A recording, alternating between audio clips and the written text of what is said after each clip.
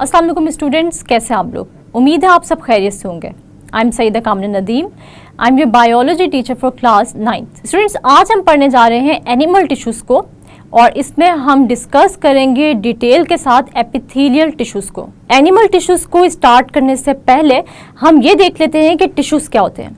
तो टिश्यूज़ की अगर हम लोग बात करें तो हम लोग टिश्यूज़ को किस तरह डिफाइन कर सकते हैं। A tissue is a group of similar sales which is specialized to perform a specific function। यानी टिश्यू ऐसा ग्रुप ऑफ सिमिलर सेल्स से मिलकर बना होता है जो कि एक स्पेसिफिक फंक्शन परफॉर्म करता है। या हम यूँ कह सकते हैं कि अगर हम किसी भी टिश्यू की बात करें तो वो ग्रुप ऑफ सिमिलर सेल्स से मिलकर बना होता है और ये एक स्पेसिफिक फंक्शन परफॉर्म करता है। स्टूडेंट्स, एनिमल्स में भी हम देखते हैं कि डिफरेंट टाइप्स के सिंपल टिश्यूज़ और कॉम्प्लेक्स टिश्यूज़ पाए जाते हैं, जैसे कि epithelial tissues, connective tissues, nervous tissues और मसल टिश्यूज़। हम इन टिश्यूज़ को बारी बारी डिस्कस करेंगे डिटेल में, लेकिन आज जो टिश्यू हम डिटेल में स्टडी करने जा रहे हैं वो है एपिथेलियल टिश्यू या एपिथेलियम टिश्यू। अगर स्टूडेंट्स हम लोग एपिथेलियल टिश्यू की बात करें तो एपिथेलियल टिश्यूज़ ऐसे टिश्यूज़ होते हैं जो कि एनिमल की बॉडी की कवरिंग बनाने में या फिर एनिमल बॉडी में मौजूद जो डिफरेंट ऑर्गन्स होते हैं इनकी लाइनिंग बनाने में हेल्प करते हैं। तो हम क्या कह सकते हैं कि epithelial tissues are used to make the covering of the body और they help in the formation of lining of different cavities या different organs of the body। यानी एनिमल्स की बॉडी में मौजूद डिफरेंट ऑर्गन्स की जो इंटरनल लाइनिंग होती है या इंटरनल जो लेयर होती है वो भी एपिथेलियल टिश्यू से ही बनी होती है। हम एपिथेलियल टिश्यू को डिफरेंट टाइप्स में डिवाइड करते हैं और हम इन टाइप्स को किस बेस पर डिवाइड करेंगे। हम इन टाइप्स को डिवाइड करते हैं इन एपिथेलियल टिश्यूज़ में मौजूद सेल्स की शेप के बेस पर और इन सेल्स की जो लेयर्स होती है यानी नंबर ऑफ लेयर्स की बेस पर। लेकिन इससे पहले मैं आप लोगों को एपिथेलियल टिश्यू का अगर जनरल स्ट्रक्चर बताऊं तो हम ये देखते हैं कि एपिथेलियल टिश्यूज़ जो हैं वो ऐसे सेल्स से कंपोज हुए होते हैं जो कि क्लोजली पैक्ड होते हैं, यानी ऐसे सेल्स जिनमें इंटरसेलुलर स्पेसेस बहुत ही कम या ना होने के बराबर होती हैं। तो हम ये कहते हैं कि epithelial tissues are composed of closely packed cells. Epithelial tissues की हम डिफरेंट टाइप्स देख लेते हैं। तो ये टाइप्स किन फैक्टर्स के बेस पे हमने जो है वो स्टडी करनी है। हमने ये देखना है कि कौन से एपिथेलियल टिश्यू में किस शेप के सेल्स मौजूद हैं और इन सेल्स की कितनी नंबर ऑफ लेयर्स मौजूद हैं। साथ ही साथ हम ये भी डिस्कस करेंगे कि स्पेसिफिक जो एपिथेलियल टिश्यू है ये किन किन ऑर्गन्स में प्रेजेंट है और ये जो डिफरेंट हम टाइप्स पढ़ने जा रहे हैं इनका क्या स्पेसिफिक रोल है।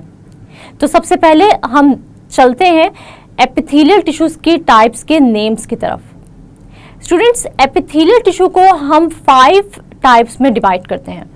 अगर हम इनके नाम देखें तो हम देखते हैं कि इनमें शामिल है squamous epithelial tissue, cuboidal epithelial tissue, columnar epithelial tissue, ciliated columnar epithelial tissue और लास्ट पे जो हमारे पास टाइप है वो है stratified squamous epithelial tissue.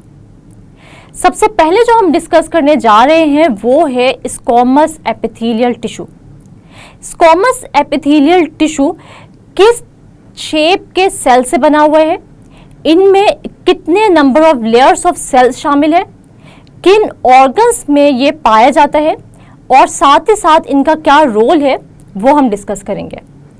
Squamous epithelial tissue को अगर हम देखें तो these are composed of single layer of cells, यानी हम ये देखते हैं कि ये टिश्यू एक लेयर ऑफ सेल्स से मिलकर बनता है और इन सेल्स की क्या शेप होती है तो हम ये कहते हैं कि इनकी शेप होती है फ्लैट।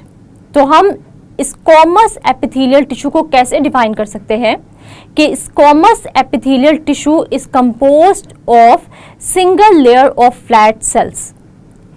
इसके बाद हम ये देख लेते हैं कि हमारी बॉडी के कौन कौन से ऑर्गन्स में स्क्वामस एपिथेलियल टिश्यू पाया जाता है।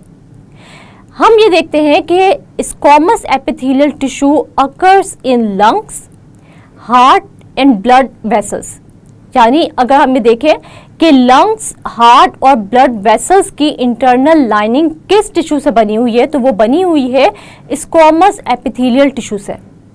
स्क्वामस एपिथेलियल टिश्यू का क्या फंक्शन होता है या क्या रोल होता है, तो हम ये देखते हैं कि squamous epithelial tissue in organs में ट्रांसपोर्टेशन ऑफ मटेरियल्स में हेल्प करती है। यानी कोई भी मटेरियल लंग्स में, हार्ट में या ब्लड वेसल्स में मूवमेंट जो शो कर रहा है या ट्रांसपोर्ट कर रहा है, इसमें किसका मेजर रोल होता है, तो वो रोल होता है इन स्क्वामस एपिथेलियल टिश्यूज का। तो हम ये कहते हैं कि it helps in the movement of materials through these organs. यानी ये टिश्यूज इन ऑर्गन्स में जो डिफरेंट मटेरियल्स की मूवमेंट होती है उनको कंट्रोल करते हैं या उनकी मूवमेंट में हेल्प करते हैं। अगर हम लंग्स की बात करें तो लंग्स में हम देखते हैं कि गैसियस एक्सचेंज होता है स्क्वामस एपिथेलियल टिश्यूज के थ्रू।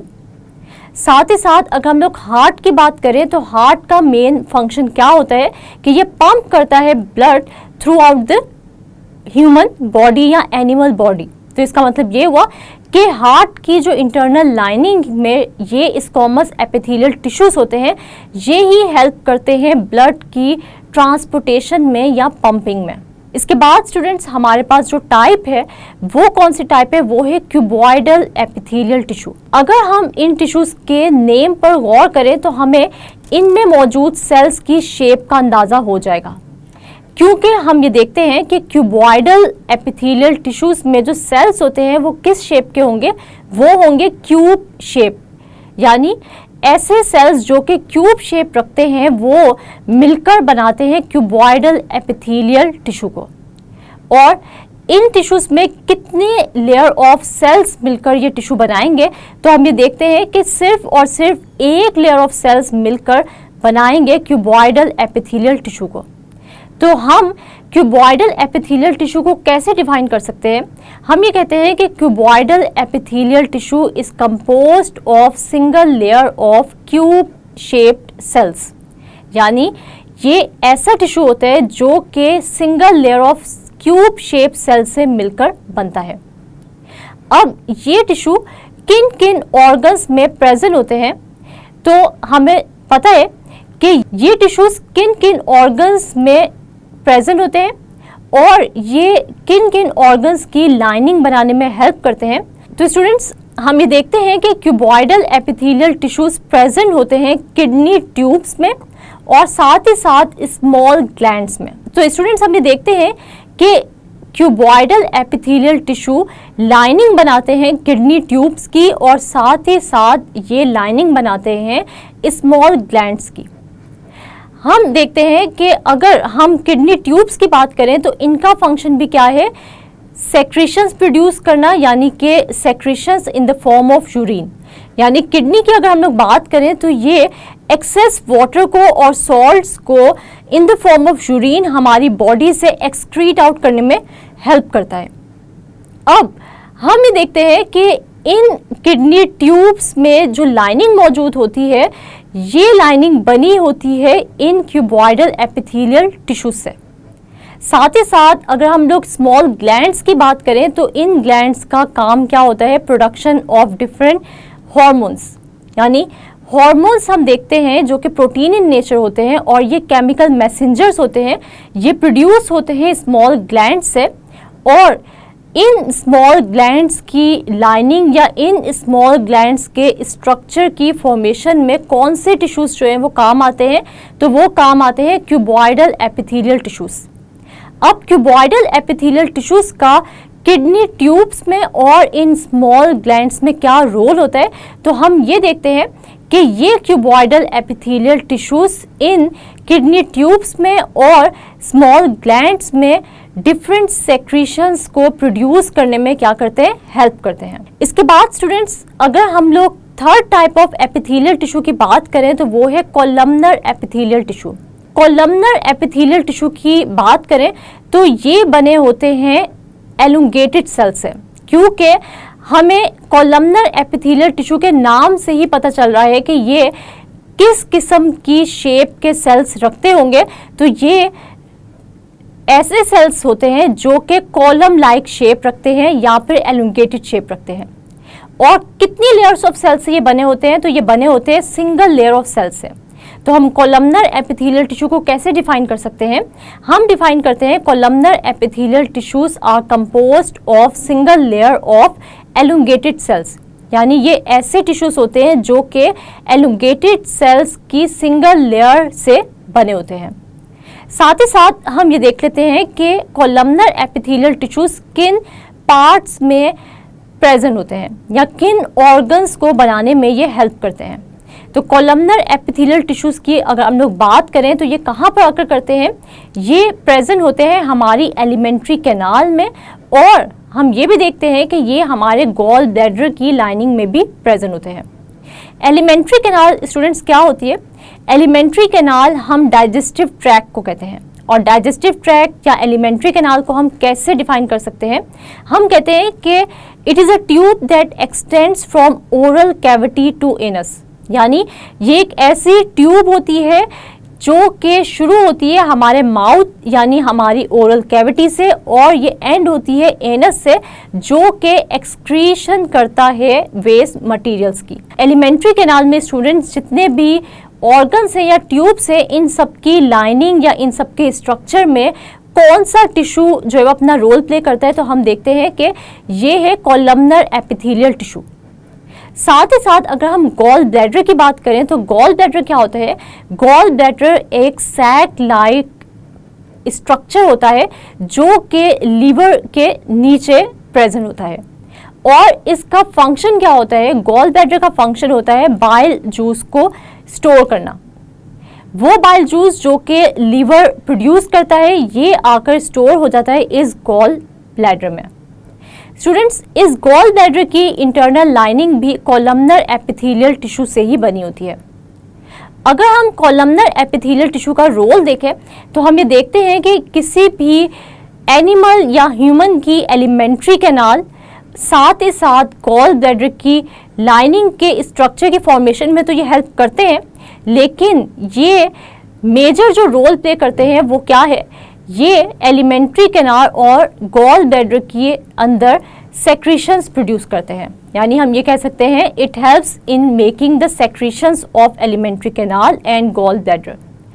इसके बाद स्टूडेंट्स अगर हम सिलिएटेड कॉलमनर एपिथेलियल टिश्यूज की बात करें तो आपको इसके नाम से पता चल गया होगा कि ये किस तरह की शेप के सेल्स रखते हैं। ये रखते हैं एलुंगेटेड सेल्स, लेकिन ये कॉलमनर एपिथेलियल टिश्यू से किस तरह डिफरेंट होते हैं?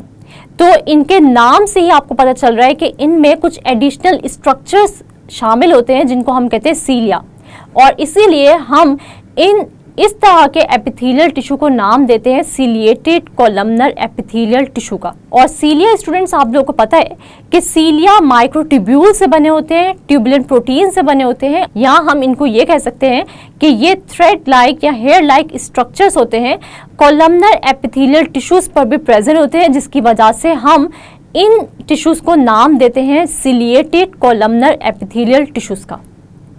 Ciliated columnar epithelial tissues columnar epithelial tissues से बिल्कुल डिफरेंट होते हैं। क्यों? क्योंकि ये डिफरेंट ऑर्गन्स में प्रेजेंट होते हैं और इनके ऊपर स्पेशल हेयर लाइक प्रोजेक्शंस या स्पेशल थ्रेड लाइक स्ट्रक्चर्स होते हैं, यानी कि सीलिया। अब ये कौन कौन से पार्ट्स में प्रेजेंट होंगे? तो हम देखते हैं कि ह्यूमन के ट्रैकिया में, यानी कि इसके विंड पाइप में, और साथ ही साथ ब्रोंकाई में भी ये पाए जाते हैं। ब्रोंकाई क्या है? ट्रैकिया की अगर हम लोग बात करें तो ट्रैकिया विंड पाइप है, यानी सांस की नाली। लेकिन जब यही ट्रैकिया या विंड पाइप हमारी चेस्ट कैविटी में एंटर होता है और लंग्स में एंटर होता है, तो ये दो पार्ट्स में या दो ब्रांचेस में डिवाइड हो जाती है। और ये जो डिवाइडेड ट्रैकिया है ब्रांचेस की फॉर्म में, या ये जो दो ट्यूब्स आपको नजर आती हैं ब्रांच के फॉर्म में जो कि लंग्स में एंटर होती हैं, इनको हम नाम देते हैं ब्रोंकाई का। अगर हम सिंगल ब्रांच की बात करें या सिंगल ट्यूब की बात करें तो उसे हम कहते हैं ब्रोंकस। लेकिन अगर हम दो ब्रांचेस या दो ट्यूब्स की बात कर रहे हैं, जैसे कि एक ट्रैकिया दो लंग्स में ट्यूब्स के फॉर्म में एंटर होता है, तो इन दो ट्यूब्स को या इन दो ब्रांचेस को जो कि ट्रैकिया की हैं, इनको हम कलेक्टिवली नाम देंगे ब्रोंकाई का और सिंगुलर हम नाम देंगे ब्रोंकस का। हम ये देखते हैं कि ट्रैकिया में और ब्रोंकाई की इंटरनल लाइनिंग में यही सिलिएटेड कॉलमनर एपिथेलियल टिश्यूज पाए जाते हैं। यहाँ पर सीलिया का क्या रोल है, तो हम ये देखते हैं कि ये प्रोपेल करते हैं म्यूकस को। साथ ही साथ हम ये भी देखते हैं कि डस्ट पार्टिकल्स को हमारे लंग्स में एंटर होने से बचाते हैं, क्योंकि हम ये देखते हैं कि जब भी हम सांस लेते हैं तो एयर जब अंदर आती है तो उसके साथ डस्ट पार्टिकल्स एंटर हो जाते हैं हमारे विंड पाइप में और ये ब्रोंकाई तक भी पहुंच जाते हैं। लेकिन सीलिया के मौजूद होने की वजह से हम ये देखते हैं कि ये डस्ट पार्टिकल्स ये सीलिया ट्रैप कर लेते हैं या फिर ये इनको प्रोपेल बैक कर देते हैं टुवर्ड्स और माउथ थ्रू कफिंग। यानी इसका मतलब ये हुआ कि ये डस्ट पार्टिकल्स हमारे लंग्स तक नहीं पहुंचते, और वो क्यों नहीं पहुंचते, इन सीलिया की वजह से ही, जो कि प्रेजेंट होते हैं सिलिएटेड कॉलमनर एपिथेलियल टिश्यूज पर। स्टूडेंट्स, इसके बाद हमारे पास जो लास्ट टाइप है और फिफ्थ टाइप है एपिथेलियल टिश्यू की, तो वो है स्ट्रेटिफाइड स्क्वैमस एपिथेलियल टिश्यू।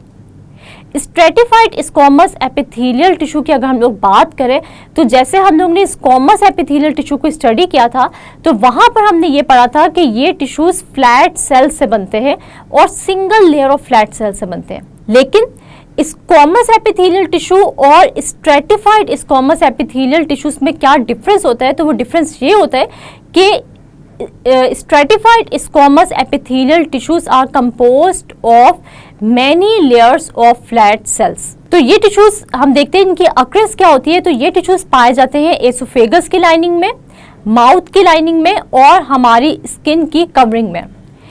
साथ ही साथ हम ये देखते हैं कि एसोफेगस माउथ की लाइनिंग में तो ये अपना रोल प्ले कर रहे हैं, साथ ही साथ स्टूडेंट्स हम ये भी देखते हैं कि हमारी स्किन की जो कवरिंग है उसकी फॉर्मेशन में भी स्ट्रेटिफाइड स्क्वैमस एपिथेलियल अपना रोल प्ले करते हैं। स्ट्रेटिफाइड स्क्वैमस एपिथेलियल टिश्यूज का क्या रोल होता है, तो ये प्रोटेक्ट करते हैं हमारे इंटरनल पार्ट्स को, क्योंकि हमारी स्किन भी स्ट्रेटिफाइड स्क्वैमस एपिथेलियल टिश्यू से ही बनी हुई है और हमारी स्किन का क्या फंक्शन है कि ये हमारे इंटरनल पार्ट्स को क्या देगी, शील्ड देगी, यहाँ पर प्रोटेक्शन देगी।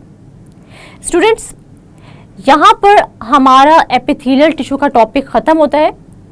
आप लोगों को आज के टॉपिक की समझ आई है या नहीं, इसका अंदाज़ा मुझे किस तरह होगा, इसका अंदाज़ा मुझे होगा एक क्विज से।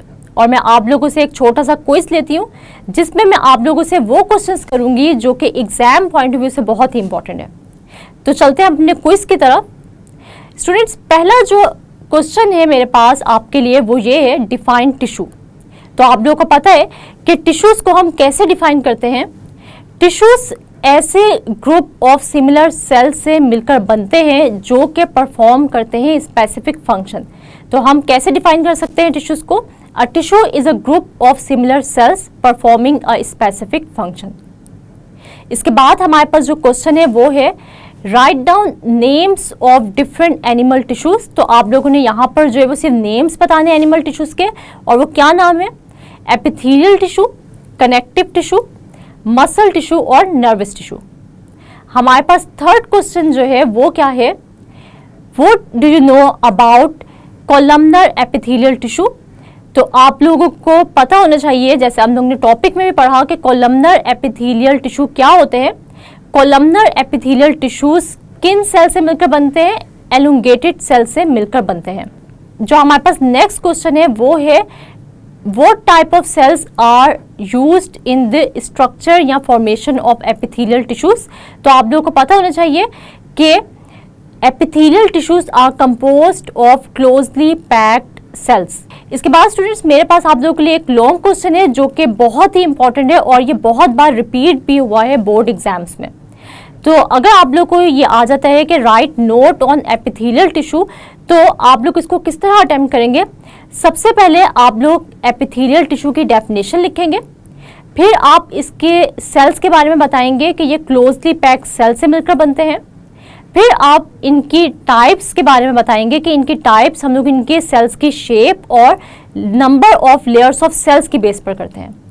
स्टूडेंट्स, आज हमने स्टडी किया एपिथेलियल टिश्यूज़ को और हमने देखा कि in different types of epithelial tissues के क्या स्ट्रक्चर हैं, किन सेल से ये मिलकर बने हुए हैं, ये कहाँ कहाँ प्रेजेंट होते हैं और इनका क्या रोल या फंक्शन होता है। उम्मीद है आप लोग मेरी इंस्ट्रक्शंस को फॉलो करेंगे। नेक्स्ट लेक्चर तक के लिए अपना बहुत सारा ख्याल रखिएगा और मुझे दुआओं में याद रखिएगा। अल्लाह हाफिज़।